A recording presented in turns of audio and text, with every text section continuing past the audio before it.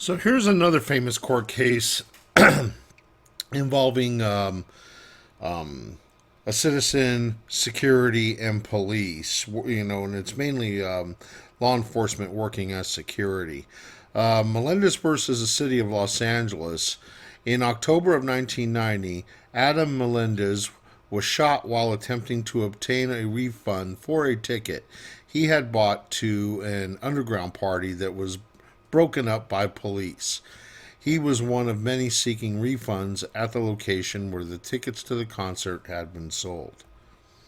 He was kicked by a security guard, then shot by another guard.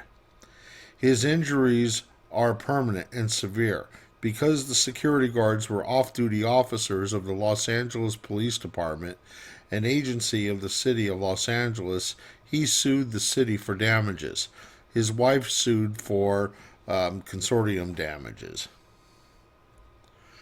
Both plaintiffs were successful, obtaining substantial verdicts that ripened into judgments. Because the bar of that statute applies, we must reverse the judgment against the city.